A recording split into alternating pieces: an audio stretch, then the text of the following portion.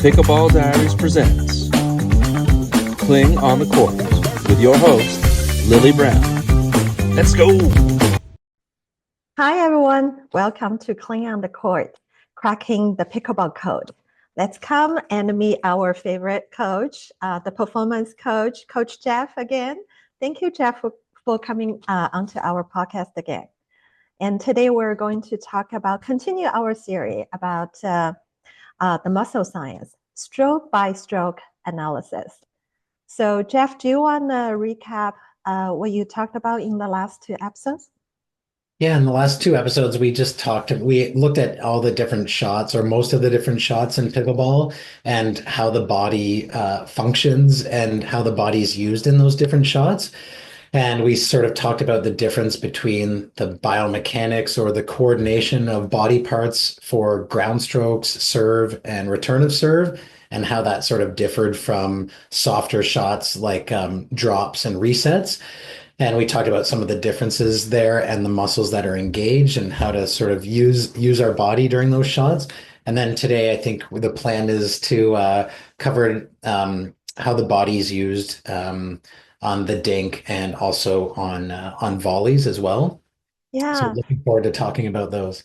So I just share a little bit my personal experience. I think when I'm early days when I just started working on dinking, I was like, oh yeah, I can dink whole day. It's just easy peasy. I feel like not much work on the body.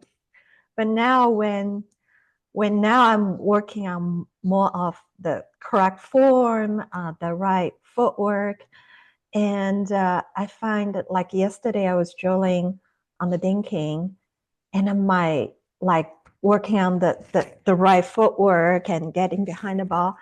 My legs are tired after 15 minutes. So would you like to talk about the right mechanics on the dinking? Yeah, dinking, it's hard on the body because if you're training with a partner or even competing in a game, if your opponents are doing a good job hitting dinks that are neutral and staying low, ideally you're going to have to get low to send back a good neutralizing shot. So it can be exhausting to be in long dinking rallies, or if you're drilling, it's really tough because your legs, like your glutes, your hamstrings, quads, calves, they're so engaged on that shot. And you've got to be like really low to the ground to execute the shot. You've also got to move athletically to get into the position. Then if you're training good habits, you're also recovering after the shot. So yeah, your lower body and your core are also working a lot in those shots. But yeah, I mean, how your body works or operates and moves on a dink shot, here usually you want to have a wide base, so you have really good balance. So a wide base and a fairly low center of gravity, again, because the ball, if we're talking about a dink, it usually means the ball's pretty low when we make contact with it or when we're getting ready to receive it. So we have to be low. And then it's usually sort of a soft, supple feeling that we have with our paddle when we're executing a dink shot. A little bit of it depends on what type of dink we're hitting. Is it sort of like a defensive dink where we're just sort of like gathering the ball and more of a push feel? Are we having like a little more of a slice push, or we might even go for like a top spin roll dink? So the technique of what the paddle's doing can change. But in terms of like what the lower's body's doing, we usually want to be balanced and wide and athletic.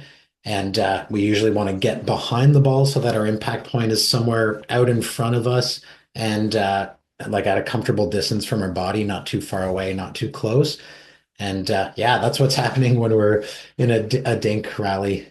Yeah, so I find that a lot of players, when they doing dinking, they're not moving their body enough.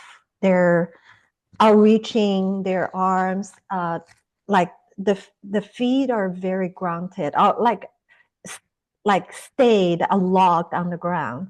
And would you like to give us more examples on how the proper footwork is supposed to be, how we can kind of practice and train our proper footwork for the dinking?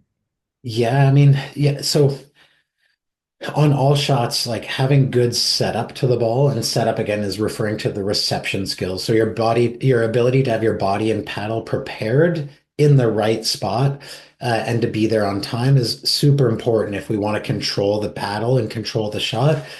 So when we're dinking, like if you picture a game, like we don't know where our opponents are going to send the dink. Sometimes they'll go straight ahead, sometimes in the middle, sometimes wide. And there's all this variation in the types of shots we can experience or receive when we're at the kitchen. So we have to have good footwork because like we don't know where the ball's going to go, and then it's going to go somewhere, and we need to move either with our partner if they're hitting the shot, or we need to move to receive the ball because we're going to hit it. Um, but it's such a touch shot. Like dinking requires a lot of sort of finesse and sort of a supple, soft feel oftentimes. And if we want to control the paddle and the speed of the paddle and the angle of the paddle, it's much easier to do that if we're in good position. So if we're set up behind the ball and our impact is out in front, and our it's a little bit to the side, but it's in front of our body, but at a comfortable distance, it's a lot easier to control what the paddle's doing and to control the flight of the ball that you send if we're in good position. And if we want to be in good position, we have to have great footwork. So we have to be balanced and ready to move side to side, a little bit up and back. We're always adjusting. So good footwork is imperative to good dinking. Now, that said, we want to use that footwork so that we can be in position and be balanced and fairly still or like calm when we're hitting the shot. But we can't do that if our feet are too planted and we're reaching for the ball more. That's going to lead to what we call, you have to do something to adapt. So you have less than optimal technique. So you might have to like manipulate the paddle face more with your hand. And usually that leads to more mistakes because the paddle face is less stable through contact. Either the horizontal angle of the paddle is changing or the vertical angle. The speed might change because if we're defensive because we didn't set up well, we have to like flick the paddle, which leads to too much speed on the ball. So poor setup and less than optimal footwork can lead to a more inconsistent sending of the ball, and more mistakes. So good footwork is critical to dinking, just as it is on just about every shot we hit. Yeah. So would you like to kind of help us to clarify the right muscle groups we need to engage for the dinking shot? And is that still more lower body, using more lower body, or with dinking, should we use more upper body? And how much we should involve our shoulder, forearm, and the wrist? Yeah, yeah. Well, I would say dinking, yeah, it's one of the most tiring shots to train because the ball's low. So if we want to have like efficient and effective technique, we also have to be pretty low to the ball if we want to dink well with consistency and effectiveness. So like our glutes, our hamstrings and quads and our calves, because we're sort of on our toes a lot to be ready to move, and our core. So like our core is like our abdominals, but also our lower back and our glute muscles, like they're sort of constantly supporting our body so that we can stay balanced, right? So that we don't lose balance, because having good balance and being sort of stable through a shot, is so important to hitting good dinks, which require sort of a calm, stable body through the shot. So those muscles are engaged the whole time. And also when you're dinking, you don't have a lot of time before the ball comes back because you're so close to your opponent. So it's important like to train if you want to be good at dinking and be ready for the demands of training good dinking shots, or to be able to dink for extended periods of time. Like again, a good physical warm up that involves some sort of exercises or routines that engage those body parts and those muscles is really important. So first of all, just make sure you're warm before you start playing. Like jogging, skipping, anything that increases your body temperature and gets your muscles warm, they'll be more likely to be ready to move with less chance of injury. But it's things like lunges or lunge variations, squats, any, different core mobility exercises, those are all important things to prepare the body for the demands of dinking. And they also just reduce the risk of injury as well. But yeah, dinking's tough. I mean, I actually have changed my own drilling routines like a few months ago. I used Yeah. to dink straight on with my partner to start the practice. We dink straight on for quite a while, and then we go cross court each direction for dinking for a long time. And I found that my lower back was getting really tight and getting sore, and I'd often be almost burnt out for the rest of the practice. So now I dink straight on with my partner to warm up. And then I'll actually go back and hit some resets from transition and then some drops from the baseline, like drops and drives from the baseline, so that I can be a little bit more upright and I'm not constantly totally sitting down and leaning forward because I found that was too rigorous. And it was leading to lower back tightness and pain. And once I made that change, it did seem to help. So that's all that to say is dinking is harder than you think. It's so physically demanding because all those muscles are almost constantly engaged and they Yeah. don't really get a chance to rest. So, You're yeah. so right because like as we mentioned in the last episode, like you need to constantly stay at athletic stand at being very low. With thinking, the frequency of the shot you're receiving, you're hitting, is really high, and you constantly need to stay at very low Mm. and position. It's a lot of stress on the lower body, totally, right? And then with all the way forward. It is like because when you're dinking, you're usually low and the ball is low. So Yes. you're usually also leaning forward a little bit, like just your upper body because your butt is sort of low and back. Your back is usually forward at an angle. So that those lower back muscles and even your upper body, like your upper back, sorry, are very engaged to keep you balanced, right? So and to keep you stable. So those muscles are just being worked the whole time. Again, if you assuming you have pretty good a good athletic look and good technique, you can choose to stand upright and have a narrow base and not engage those muscles, but you probably won't be a very good dinker if that's the case. And then if you're not using the right muscles, like probably it will, I think it hurts your back and knee more. Hmm. So yeah, so that actually, when you were talking about at the kitchen game, that leads to the next stroke, which is the volley and the fast hand. So that's another thing I find when the player, they don't like to think too much. Excuse me. No worries. They like to speed up so they can stay in the higher position more. Is that like, what do you think? How do you find? Well, yeah, I don't know. I don't know why. I mean, hopefully people are speeding the ball up because it makes sense to do so because they sense a weakness on their opponents or they have the right ball to speed up. Yeah. But yeah, the in terms of like the physical demands of volleying and if we're talking about like a firefight where we're exchanging quick volleys back and forth, it's similar to dinking, excuse me, except that you're usually not as low to the ground because the ball isn't bouncing, you're volleying it out of the air. So, but it's the same sort of principles apply. Like you need to be fairly athletic, like have a reasonably wide base, like not too wide, and have like you're sitting down just slightly so that you can push in the ground and move side to side. But again, your core has to be engaged to prevent you from tipping over if you're reaching or if the ball's out further in front. Your core has to be really strong and engaged. So that's your abdominal muscles, it's your glutes, it's your lower back muscles, and then your upper back a little bit for stability of like your arm and shoulder when you're volleying. So like yeah, your whole body's engaged. But it's similar to a dink, except you're usually a little bit taller.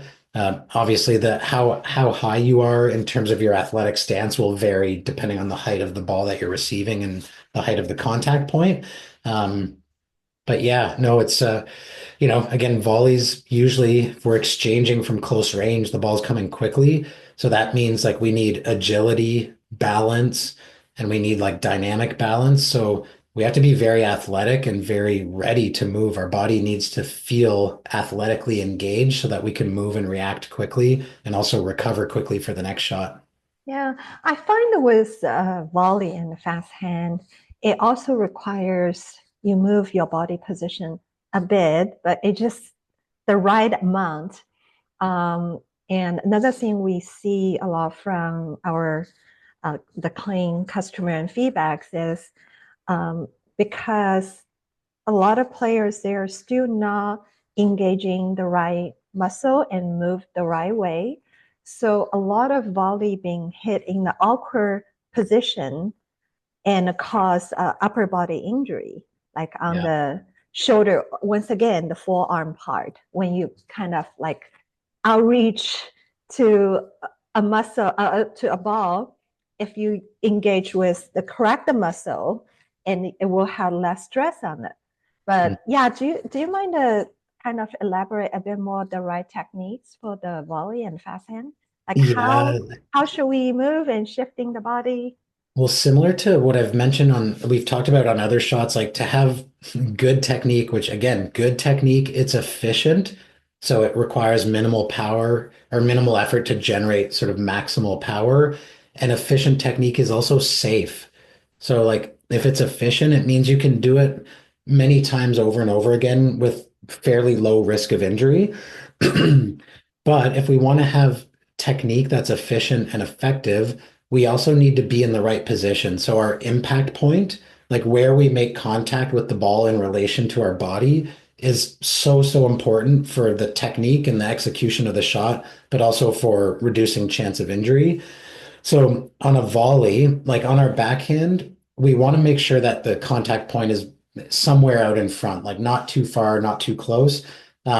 And again, not too far away from the body in any direction, because the more that our impact point is in an awkward spot, excuse me, the more we have to adapt and use like our shoulder or overuse our forearm and wrist in ways that maybe are are not very efficient or not very safe. So our ability to read the ball and position ourselves accordingly to have a good impact point where our wrist can be in a fairly stable position at contact and it doesn't require some like strenuous effort to make a good shot. That's really important. So again, reception and positioning in terms of where you are relative to the ball at contact is critical. And on a forehand volley, it's a little harder to hit volleys that are close to you. So giving yourself an impact point that's a comfortable distance from your body in front of you will lead to like a stable wrist position and it'll feel pretty easy to execute the shot. If we're too far away or if we're too close to our body and late, it can lead to a really awkward technique that is bad for executing good shots and bad for our body in terms of injury risk. So again, reception skills and contact point are really important for sending good shots, but also having efficient technique that's safe and minimizes the chance of injury over time. Yeah, thank you. Yeah, just So to add to that, like again, if if your impact point is in awkward spots or less than optimal spots, it usually leads to overuse injuries from like usually the wrist or the elbow, potentially the shoulder, because you're having to do these things like you're adapting because of the poor impact point. And it's that adapting and having to overuse different segments of your arm in an inefficient way that can possibly lead to injury. yeah, so I think you're talking about, here's another question actually I want to ask you, just during the training, like in the training, we want to work on, as you said, the right contact point, and but in the training section, like should we curve our desire to outreach a ball by using the wrong techniques, but I could put it over, or we're being more disciplined, stay with the right techniques, even if with the right techniques, but we see, okay, maybe with that, it's a wrong spacing, I cannot reach the ball, it's okay to miss the ball, rather than repeating the wrong muscle memory in ourselves, and which Yeah. will cause a long-term injury. So pickleball, because there's so many different shots that we can receive and it all happens so fast in different shots we send, there's so many variables that sometimes with our best disciplined effort in a game or during a point, no matter how well we try to get set up for the ball, the shot was just so good that we had to stretch and reach and do something to just try to adapt and survive and stay in the point, right? So it's important to note that like we can't be perfect all the time. It's impossible to have great setup and great impact points on every single shot because we have opponents on the other side of the net that are trying to make that tough for us to do. That's why we hit faster. That's why we hit to away from our opponents. That's why we keep the ball low, is we're trying to force our opponents to have a bad impact point or to make it really tough for them to set up for the ball and to set up on time. That's what we're trying to do to each other, shot after shot. So when you train, you should always train, like it's always a good idea to train with discipline, meaning discipline with your reception skills. So like always trying to get in the best possible position you can for the ball that's coming towards you, discipline with your decision making and shot selection. So trying to choose what generally is like the smartest shot to hit in a given situation. And obviously try to hit with good technical fundamentals, which again are really only possible if you have good setup and reception skills. But yeah, so you should try to avoid doing things in a less than optimal way as a result of not being disciplined with your footwork and reception for the ball, because it'll lead to bad habits in matches. And it can lead to more risk of injury. I mean, the more we reach for a ball because we're standing straight up or we haven't moved our feet, the more we reach, the harder that is on our posture, and the more it like puts stress on our joints and parts of our body that really don't want to move that way, or they lack support from the muscles because we're reaching or we're off balance. But again, when we play points, of course, there's going to be times where we don't have perfect balance or good setup because someone hit a good shot. And in that case, it's important to have like dynamic balance or to adapt how we hit the ball and be smart and recognize, oh, we're defensive or we're out of position. You need to play maybe more of a defensive shot, because if you try and do something aggressive when you're not in good position, it's going to lead to more mistakes.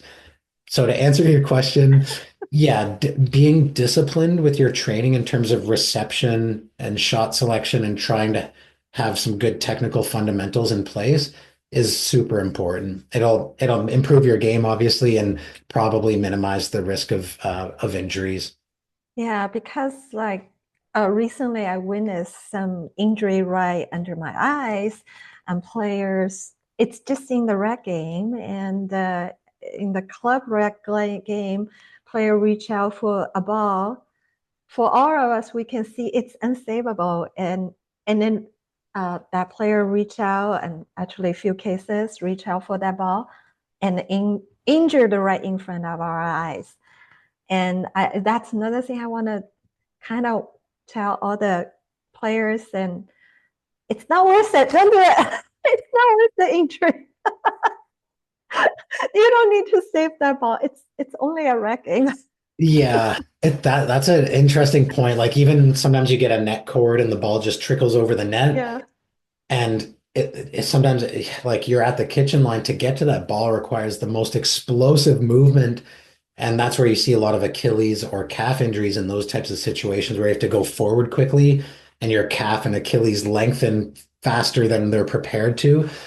But it's hard because, we all want to do well and make shots. So sort of laying off and resisting the temptation to like lunge for a really awkward ball in a rushed scenario, to make the decision quickly to pull back and not put your body under stress.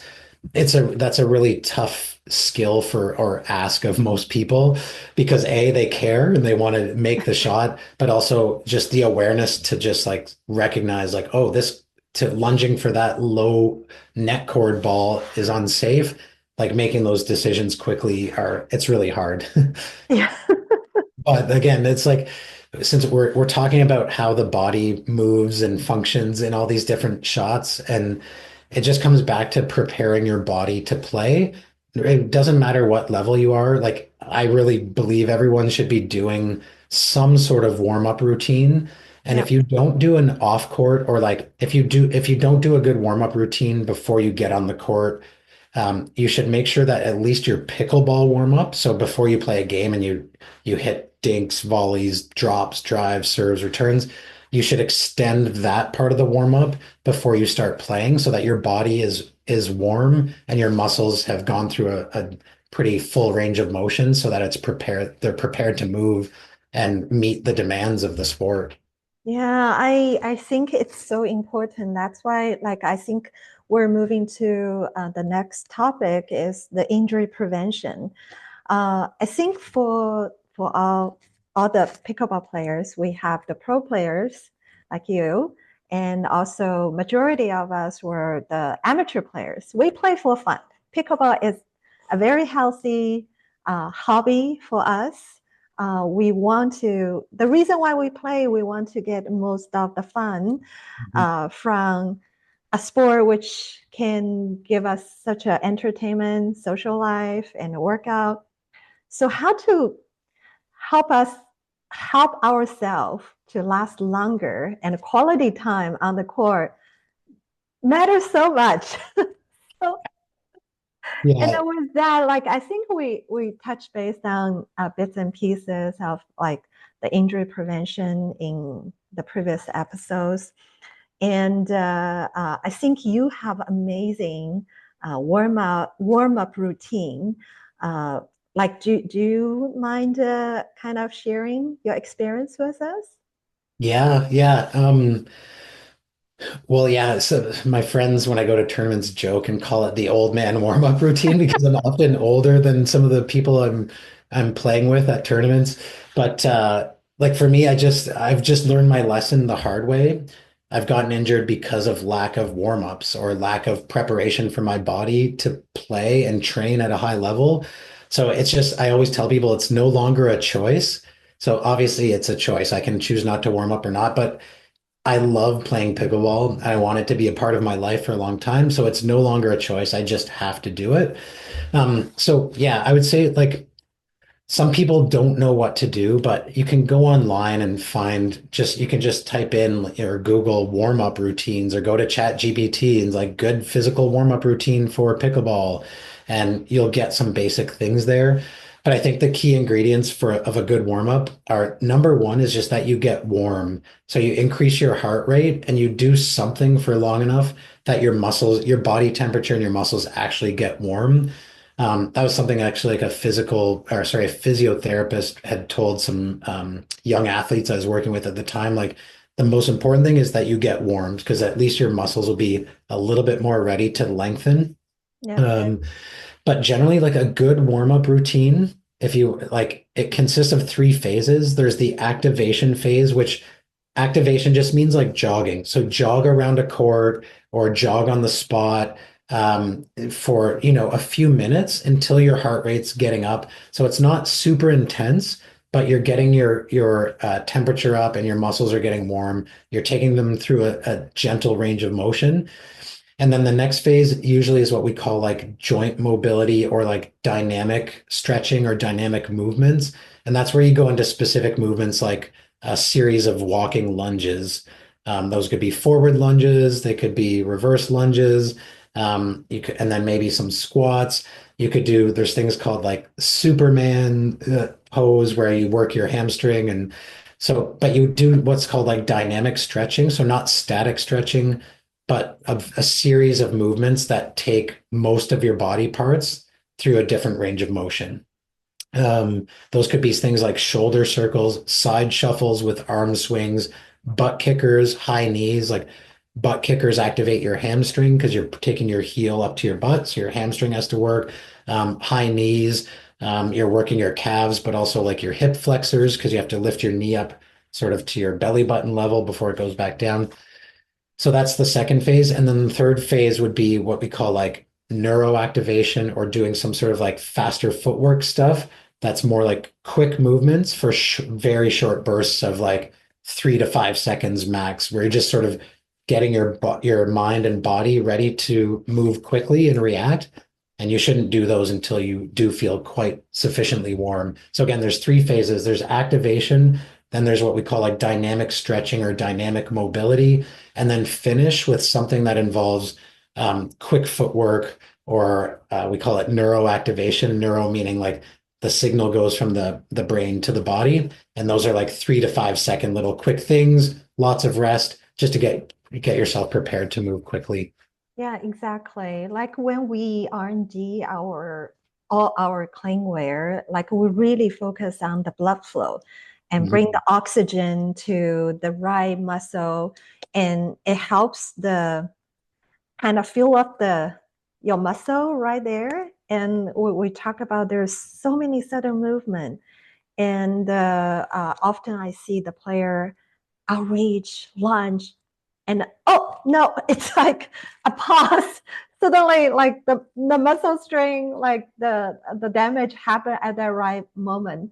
So, and with that, I think, how do you have a healthy habit and doing constant stretch even when you're not playing throughout the day? It's important, and constantly bring, like what we did today. We're sitting, we're chatting for a long time, not moving. The blood doesn't flow going through the whole body, and then suddenly later we're going to play a game. If we don't do a proper warm up, like our muscle is staying so still for such a long time, it's actually caused a lot of damage if we just suddenly jump into a high intensity sport. And Yeah. that's another thing. A lot of people, they don't realize pickleball is a high intensity sport. Well, yeah. So all those things you just mentioned are really important. So like pickleball, there's such a dynamic and wide range of game situations and different shots. So you go through periods where, you get to the kitchen and you're covering a small amount of space. So there's movement, but it might be like smaller movements. They're quick movements, so you have to move quickly sometimes, but you don't have to cover a lot of space. And you're in this athletic ready position for a long time. And so what happens is when you're sometimes in this athletic position, whether you're playing or drilling, your muscles are going through a small range of motion with certain shots that you're working on. But then what happens sometimes is, let's say that you're at the baseline and you just served and someone hits a really short return and you have to sprint forward to get to the ball before it bounces twice. And now all of a sudden your body's required to move explosively, and the length of your stride increases, and the lengthening of your muscles also increases compared to when you were just dinking in this like sort of crouched position for 10 minutes. So your muscles aren't prepared to move. So there's so many different types of movements and there's different intensities of movements, which is why the warm up's so important. And the other thing I think that's really crucial for people is like if you're playing in a league, like at your local club, and you have to do rotations where you sit off between games, or you're playing with friends and there's 5 of you instead of 4, like it's okay to sit and rest, and you probably should. But you should, as that next game is approaching, you should start to reactivate by jogging, doing some high knees, butt kickers, side shuffles. Yes. You should start to get warm again, because if you don't, your muscles will have cooled down, they'll have shortened or contracted, and they're not ready to lengthen and fire quickly, and they won't be able to meet the demands of the sport, and that's where you get injured. And the other, I guess I don't want to get too far off topic, but also that's where like nutrition and hydration is also critical. So being hydrated is a major one. So staying hydrated for like muscle recovery, but also cognitive function. And then making sure that you don't, like, you have to know your limits too. If you start getting to that point where you're feeling like, oh my God, I'm so tired, that's where we stop moving our feet. We're less athletic. We're more out of balance and reaching. That's where more strain is put on your body and where more injuries tend to occur. So, and then of course, wearing good compression wear to improve blood flow, support the muscles, and keep them warm. So all of those things are things that can help us improve performance, but also stay healthy. Thank you. I think it's a perfect way to wrap up our topic today. I cannot believe we're reaching at the time already. And then thank you so much and coming on to our podcast again. And I think we have more golden nuggets to share for the future episodes, and I cannot wait to record. And in the same time, let's do some stretch right after this episode. Yeah, I'm gonna Keep have to stand active up and on the do body. some hip mobility and lower back mobility. Exactly. Thank you so much, Jeff, and see you soon next time. Thanks for having me. We'll see you soon.